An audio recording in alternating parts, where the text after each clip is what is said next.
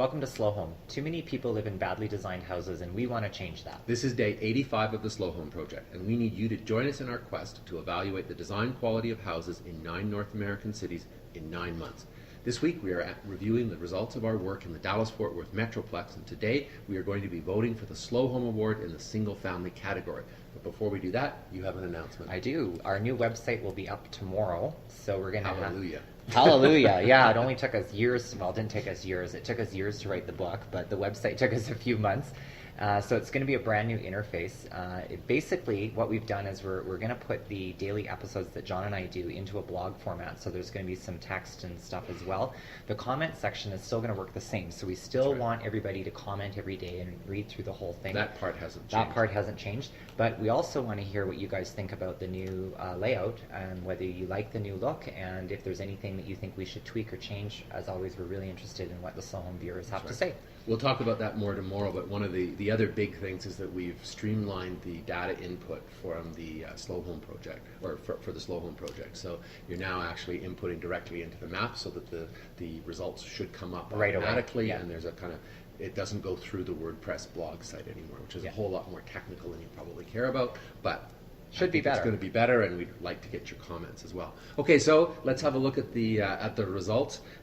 As always, starting with the single family. I feel a little bit like I'm a color commentator at a football. I know you're getting good at this though. Got the right, you're starting to, I know too, you right? got the flick of the wrist on the pen there to get it going. So we've got the here's the single family houses for Toronto. We've got that downward slope to very few indicating houses. A lot of them are poorly designed. That's right, exactly. There we have a similar kind of curve, not quite as pronounced, and a bit of an uptick just over there at the end, just sort of squeaking into that better designed category. And that's actually reflected in the numbers, where we see that we've actually got 4% more houses in the Dallas-Fort Worth area are slow, a few less in the middle category, and more in this. So there's a lot more in the moderately fast. So there's a lot of sort of marginally bad designed houses. Which is the same as yesterday in the townhouse category. Right. But I think it is important to see that there is a blip of hope at the end. That's right. Yeah, and as we were selecting the nominees, it felt like that there were more to choose from. Yeah, well, I noticed that too. Like, because when we had them out, we weren't struggling to find an example of a well-designed house, whereas in Toronto it was actually a struggle. That's right, and I think that there also seems to be individuals and architects and small developers that are doing infill work in the Metroplex, which is also really interesting. And the first one of those is our nominee. Yeah, so the first one is the Cube House in the Urban Reserve project by Russell Buchanan Architect, and the Urban Reserve idea is really interesting. It is. It's really cool. So Urban Reserve, what it's trying to do is establish a new vision for development of sustainably designed modern houses. So the nominee that we've got is 2,100 square feet. It's 2 bedrooms. It's in Dallas. It was analyzed by Molly Kay and Braden, and they both gave it a Slow Home test score of 18 out of 20. That's right.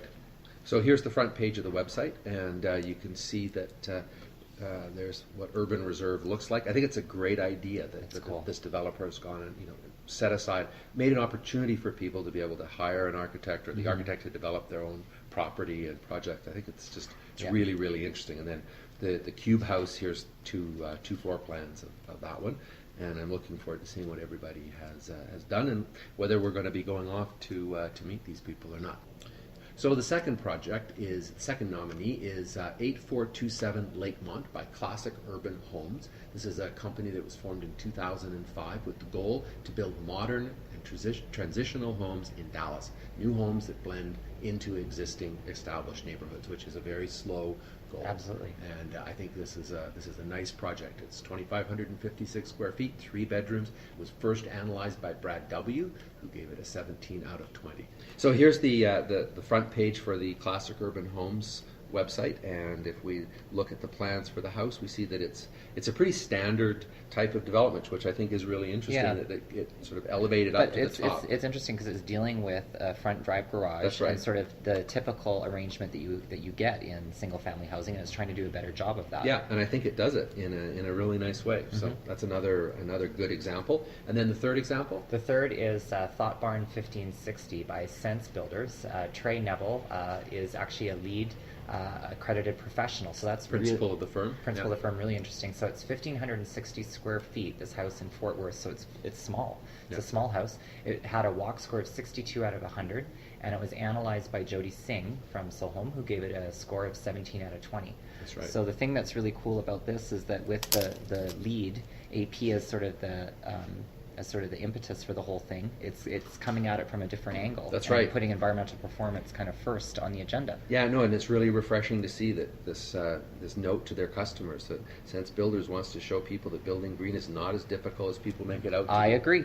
I think it's really That's really remarkable. cool. So good for them. Yeah. And there's the floor plan of the main floor. Yeah. And again, this is a two-house project. So there's a house, and there's a house, and then they have a common shared entry with With a carport. carport, Which I think really cool. is really interesting, to Yeah. use a carport instead of a garage. Yeah, good idea. So looking forward to that too. So vote and let us know which of these three you think is the slowest home in the Dallas-Fort Worth area, which one you want us to go Yeah. and visit and interview the people responsible for it. And please, as always, write down your comments about why you think. Yeah, a particular everybody really likes reading the comments from the Slow Home As do we. participants, as do we, because it's really interesting to follow the thought process to why you would choose one house or over another. project. Yep, I agree. So do all of that, and we'll see you tomorrow with our brand new website. Yeah, see you tomorrow. Bye.